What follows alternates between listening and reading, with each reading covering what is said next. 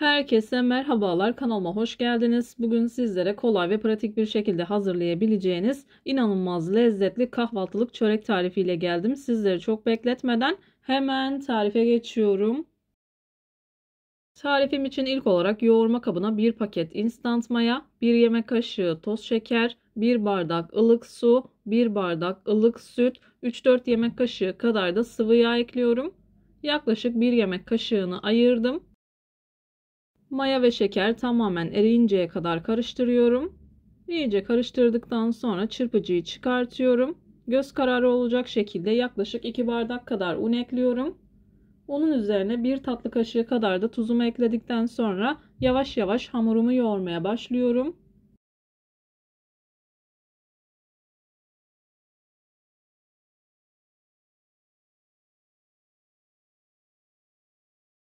Unu azar azar kontrollü bir şekilde eklemeye özen gösterin. Ben bu tarif için toplamda 4,5 bardak kadar un kullandım. Hamurumuzun oldukça yumuşak fakat ele yapışmayan kıvamda bir hamur olması gerekiyor.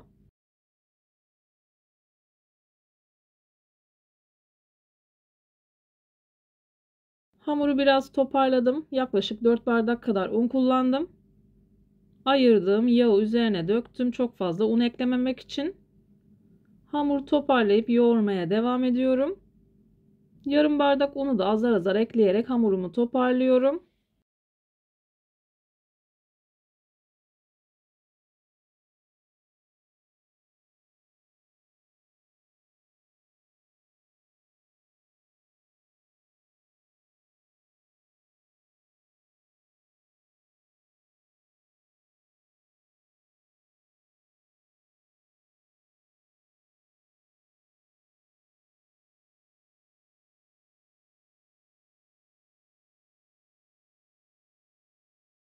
Ben hamurumu yoğurmaya devam ederken buraya kadar gelmiş olan siz değerli takipçilerimden her zaman olduğu gibi ricam yoruma kalp olur, emoji olur veya tarifim hakkında farklı bir fikriniz varsa bunu da benimle paylaşabilirsiniz. Ayrıca videolarımı sevdiğiniz kişilerle de paylaşarak bana bu şekilde destek olabilirsiniz.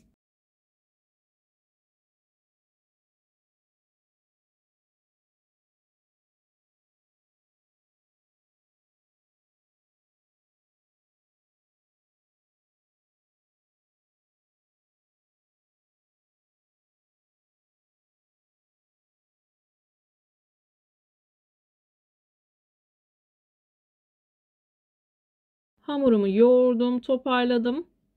Üzerini streçle kapatıyorum. Yaklaşık 1 saat kadar mayalandırıyorum. Mayalanma süresi odanızın sıcaklığına göre değişkenlik gösterebilir. Hamur 2 katına çıktıktan sonra hamurunuzu kullanabilirsiniz. Yaklaşık 1 saat kadar mayalandırdım. Gördüğünüz gibi çok güzel bir şekilde mayalandı. Üzerindeki streçi çıkartıyorum. Mayalı bir hamur olduğu için ilk etapta hamurun havasını alıyorum. Hamuru toparlayıp yuvarlak bir forma getiriyorum. Tezgahıma biraz un serpiyorum.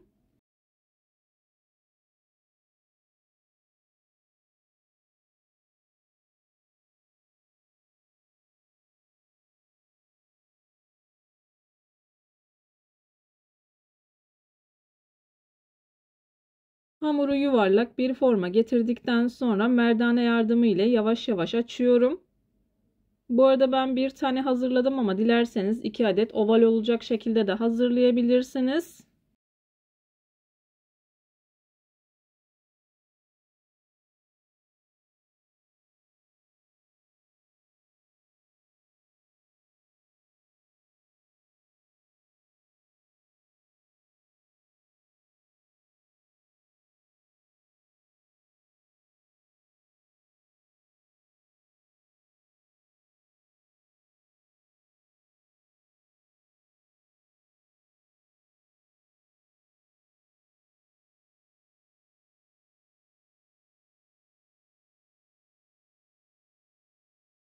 Merdane yardımı ile dikdörtgen tepsinin ortasına gelecek şekilde açtım.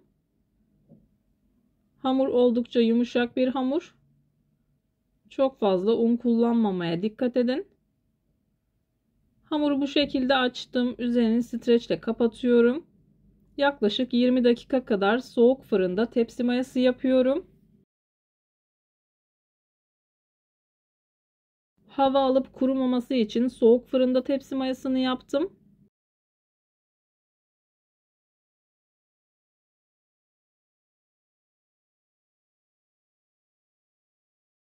Videolarımda yapmış olduğum tariflerin elimden geldiği kadarıyla püf noktalarını vermeye çalışıyorum ama yine de aklınıza takılan herhangi bir şey olursa yorumlara yazarsanız gördüğüm zaman sizlere dönüş sağlarım. Yine aynı zamanda videonun altındaki açıklama kısmına malzeme listesini tam not olarak ekleyeceğim. Dilerseniz oradan da bakabilirsiniz.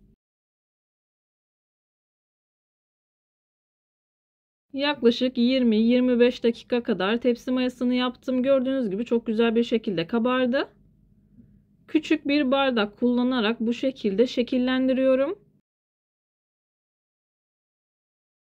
Çukurlar oluşturduğum bölüme kaşar serpeceğim. Ayrıca isterseniz mozzarella peyniri de kullanabilirsiniz. Ben kaşar kullandım.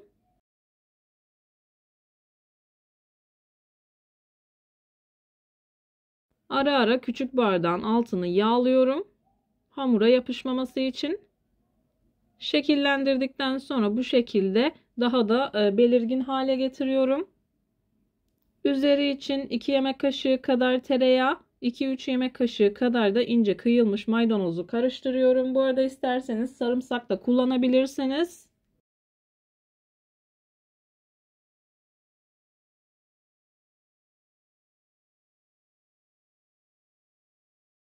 Malzemeleri güzelce karıştırıyorum. Kullandığınız tereyağın oda ısısında olmasına dikkat edin. İyice karıştırdım. Çöreğin her yerine değecek şekilde güzelce sürüyorum. Fırça yardımı ile yavaş yavaş sürüyorum. Baktınız sürülmüyor, elinizle düzeltebilirsiniz.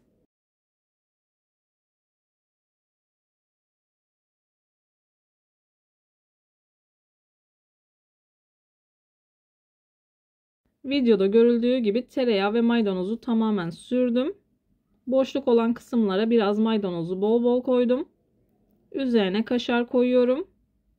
Önceden ısıtılmış 180 derecelik fırında altı üstü güzelce kızarıncaya kadar çöreğimi pişiriyorum.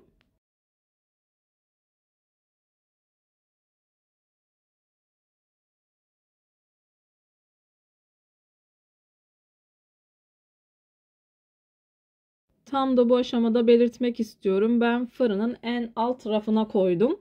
Altı güzel bir şekilde kızarıyor. Üzeri de güzel bir şekilde pişiyor. Kaşar olduğu için çok fazla kızarabiliyor. O yüzden daha yavaş kızarması için en alt rafa koydum. Gördüğünüz gibi çok güzel bir şekilde kızardı. Altı üstü çok güzel bir şekilde pişti. İlerleyen dakikalarda iç dokusunu da yakından göstermeye çalışacağım. Yumuşacık, çok lezzetli oluyor.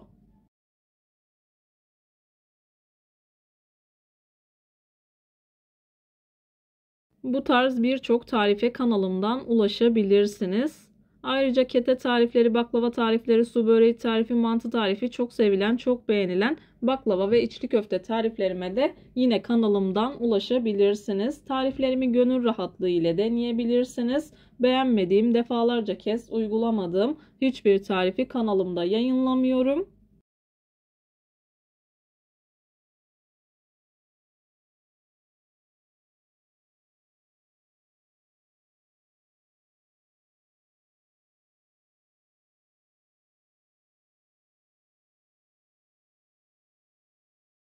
Sizler çöreğin güzelliğini izlerken bu arada ben de videonun sonuna gelmek üzereyim. Sizlere veda edeyim.